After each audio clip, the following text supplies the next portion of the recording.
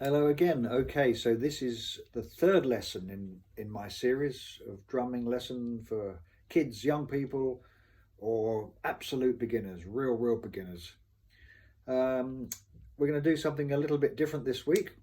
And I talked to you before, maybe that you haven't got any drumsticks. There's a pair of drumsticks. They got a little tip on one end, and then they go a bit fatter. And they're about that long, you can see. If you do have drumsticks, if you're lucky enough to have some, you want to hold them. Imagine if you're holding a hammer. It's the same thing in that hand.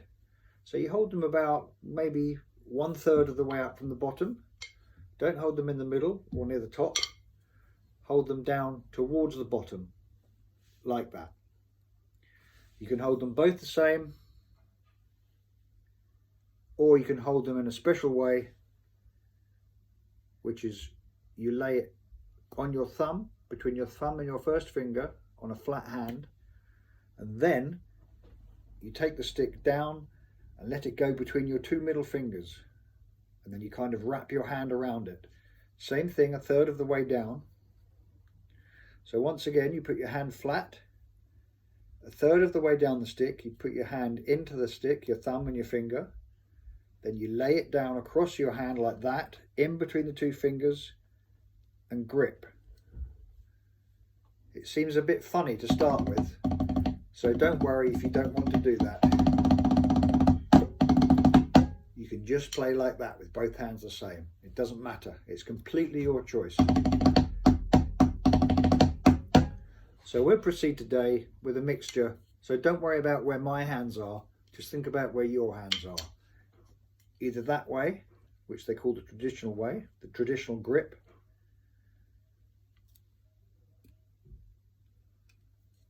or both hands the same, which they call the matched grip. If you're right-handed, you want to have your right hand like that, and then you have the choice of doing your left hand however you want to. If you're left-handed, you want to have your left hand like that, and then you have the choice of playing like that or both the same. Okay? Once again, if you haven't got any sticks, as I said before in the previous lessons, you go and find something that will work, like chopsticks from the kitchen. Or today, look, I've got some toothbrushes. Toothbrushes are fine. Or you can use the soft ends. If your parent's complaining, oh, stop that drumming, just say, I'm learning something very important. So you can make it with sticks, nice and quiet, sorry, with brushes, which are nice and quiet, or, as I've said, go to the wardrobe, get one of your father's or your mother's favourite shirts, and take it off the hanger, ask them to iron it. And this bar here, you can ask them to take that off for you. That just sort of pulls off, and you can use that. That makes a nice drumstick. Okay, shall we do it? There we are. You want 2 of those.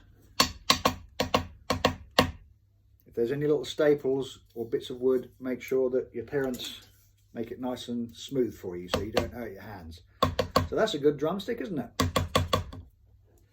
So I'm going to continue today's lesson with the drumsticks. You hold them how you want to. So last week we were doing this. We got as far as 1, 2, 3, 4. 1, 2, 3, 4, and we put the foot in. Do you remember? So the foot, you'll have to hear that sound. You can't see it. 1, 2, 3, 4. So we had foot, hand, foot, hand. So that's the foot and your first hand on 1, and your first hand and the other hand on 2. Slowly, watch, do it with me. 1, 2, 3, 4. Foot, hand, foot, hand. This first hand always hits. 1, 2, 3, 4. Foot, hand, foot, hand. Now once you've got that, we can go to the next stage. But until you learn that, just keep rewinding the past lesson. There's no point trying to rush ahead of yourselves. It'll only be confusing. Once we have that going nicely, we can then go, I'm going to show you how to play this beat.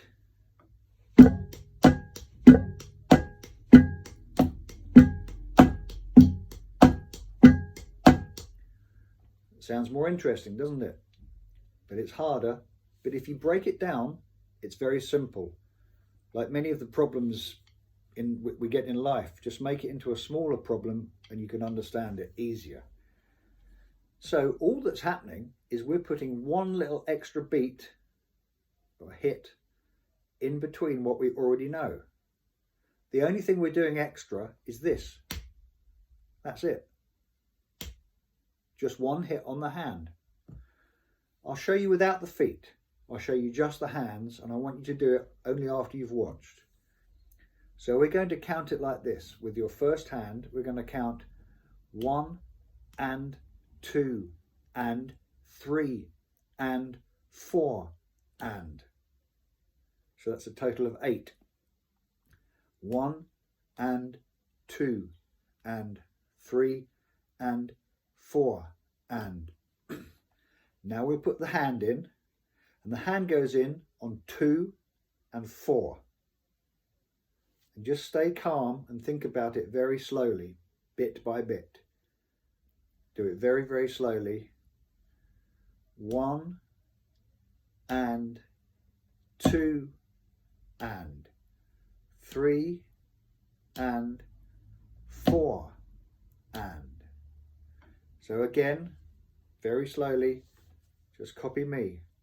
1 and 2 and 3 and 4 and. Instead of saying 2 and 4, you can say hand if you want to. So we'd say like this, a little bit faster. 1 and hand and 3 and hand and. 1 and hand and 3 and hand and. Keep practicing that until you've got it. No need to go fast. One last time, slow it down and do it with me. 1 and 2 and 3 and 4 and. When we've done that, we can put the foot in. Let's forget the hand for the moment. Let's just do the first hand and the foot. That's the foot sound. So when you hear that, it means my foot's playing. The foot plays on beats 1 and 3. Only on 1 and 3. Here we go. 1 and 2 and 3 and 4 and. 1 and 2 and 3 and 4 and. Keep practicing that nice and slowly. When you've got that, and only when you've got that, you can keep not rewinding but scrolling through. When you've got that, you can only then move on to the next stage, which is when we bring it all together. We'll start by just doing what the right hand does, or the left hand if that's your first hand. Very simple, really. It just goes 1 and 2 and 3 and 4 and. Now we're bringing the hand. If you remember, the hand goes on 2 and 4 only. 1 and 2 and 3 and 4 and. Now we're bringing the foot. So this will be with everything together. Very slowly. Think about it. Foot comes on the first beat. So be ready to hit. Okay, here we go. Maybe we'll count in first. Before we touch anything, we count so we get the nice time in our heads. We'll count 4, and then when we've done 4, we'll begin 1 with the hand and the foot. So here we go. 1, 2, 3, 4. 1 and 2 and 3 and 4 and 1 and 2 and 3 and 4 and that's it. I'm going to show you what that sounds like when you play it on a complete drum kit. Come on, come with me to the shed. Let's go. Okay, so here we are on the shed, and this is what I was showing you in the other room. This is how it sounds on a drum kit. 1 and 2 and 3 and 4 and 1 and 2 and 3 and 4 and foot and hand and foot and hand and. Now we'll speed it up and have some fun with it.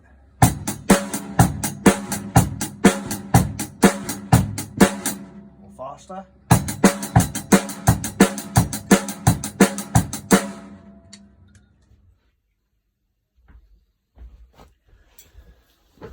Okay, I'm back from the shed.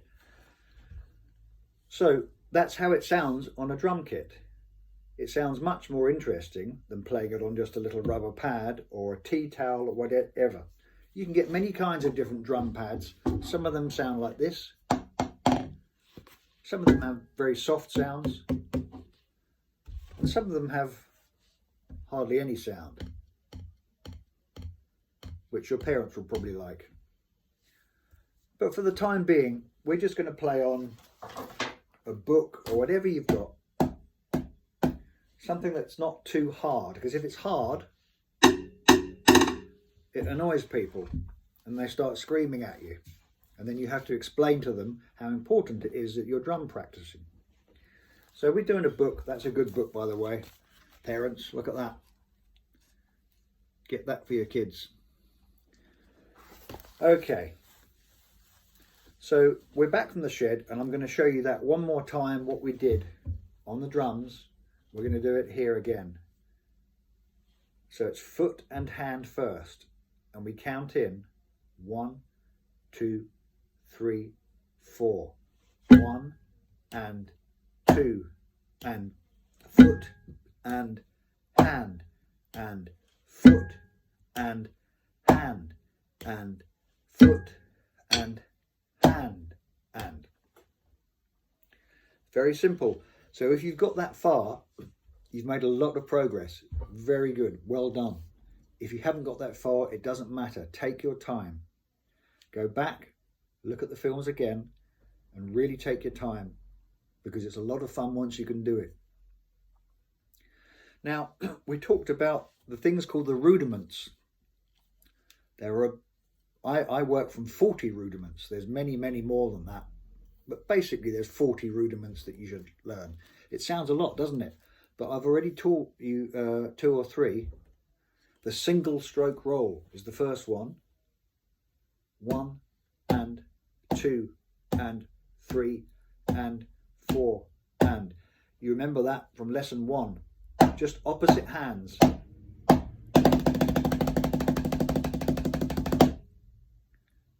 And I've taught you, I think, the double stroke roll, 2 on each hand. 1 and 2 and right, right, left, left. And then if you look back at the next lesson, I think lesson 2, we learned the paradiddle. Paradiddle. Or we can say left, right, left, left, right, left, right, right. Doesn't matter which hand you start with. That's the paradiddle. And then we learned the flam, which is a little stroke followed by a heavier stroke behind it. So one stroke close to the surface and another big one. Flam. That's led with the right hand or the left hand.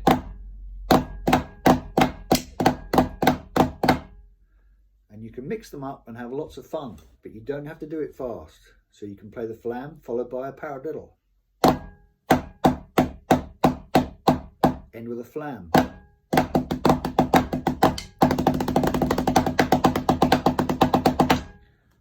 You don't have to do it that fast, but I'm just showing you, once you've learned them, how you can mix them up and how you can have lots and lots of fun with them. So next week when we meet, I'm going to show you a roll. It's a really exciting thing, and it sounds very nice. I'll tell you what, I'll show you it this week. Why not? It's this week's rudiment. We'll do that. So it's important you watch what I'm doing. So each hand, what you're trying to get is this. So you're letting it bounce.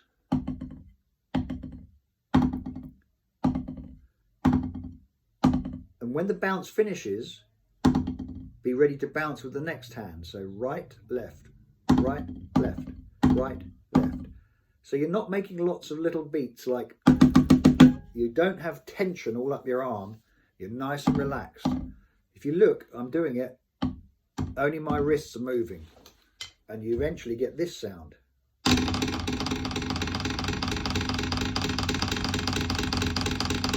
A drum roll. They call it a press roll, a crush roll. There's lots of different ways of saying what it is. But each hand makes, or a buzz roll, so each hand makes a little buzzing sound. Let it drop. Look at my hand. So it's kind of loose. I'm holding it loose, maybe between the finger and the thumb. Don't grip it tight. You won't be able to make it buzz. If you do that on each hand, and that hand, loose. And then as soon as it dies and finishes bouncing, do the next hand. To eventually, you get a bit faster and bring them together. And it sounds really good when you bring them together close.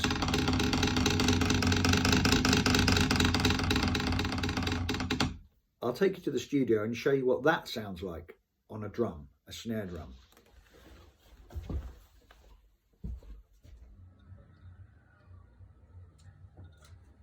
Okay, here we are back in the drum shed again, and this is what we were talking about, the press roll, or the buzz roll, crush roll, which is one of the rudiments, played on the snare drum. So each hand makes a buzz, and it's very relaxed. It comes from the wrist, not from the arm. So you don't want to be tense. It's not like this. It's very smooth, and watch it buzz.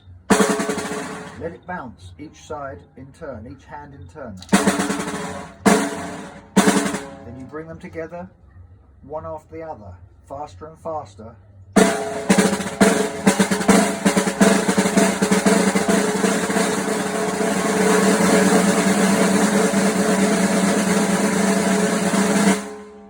That's the roll. And some people say it's nicest if you imagine you're trying to get a sound when it's like tearing a piece of paper in half. A nice, smooth, even sound. Okay, let's go back to the other room.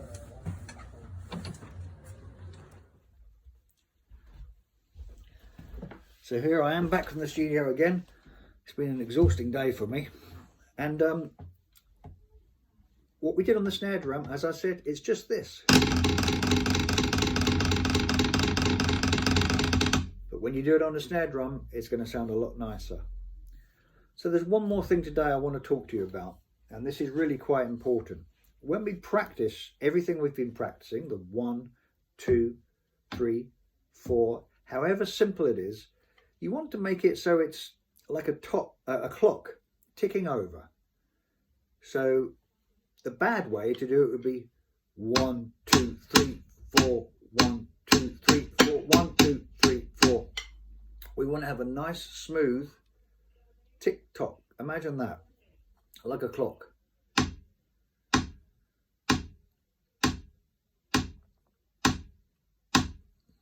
Even if it's faster, keep it even, keep it nice and spaced. If you go to your fridge or your freezer, and you'll find an ice tray with all ice cubes to make your drinks nice and cold. Just think of that when you're playing. I know it's a funny thing to say, but each ice cube is in its own little box. It doesn't affect the other ones. It doesn't change the other ones around it. So think of the ice cube when you're doing this. Move on to the next ice cube. So they all have the exact same space around them. Or think of a clock. 1, 2, 3, 4. That way everything will sound nice and smooth. Like this, it will sound like 1, 2, 3, 4, 1, 2, 3, 4. If we fall out of time, it sounds horrible like this. 1, 2, 3, 4, 1, 2, 3, 4, 1, 2, 3, 4, 1. That's not very nice. Something else I want to mention, why I'm doing this whole thing, is number one, because you're probably bored and got a lot of time and can have some fun doing this. Don't forget, it should be fun. We're not worrying about anything else other than having some enjoyment at the moment and maybe annoying your parents, which is fun. When I used to live in America, in a town called New Orleans, a long time ago, I had a friend there who was a much older man than me. His name was Danny. And Danny taught me how important it is to keep teaching young people and helping them and to show them how to do it. Because nothing of what I'm telling you is a secret. You know, good musicians aren't like that. Not saying that I'm a good musician, but, you know, I know that all good musicians like to share what they have. And Danny said to me, when you grow up, make sure you show young people about all these things and talk to them about it. So he was a very nice man. He came to my dinner lots of times and he always said, help young people out. So thank you to Danny Barker. And thanks to Pete Lay for sending me this photo. Okay, I think that's enough for this week. And next week, we'll put even more beats together. Okay, I hope you've had a good time and I look forward to seeing you all soon.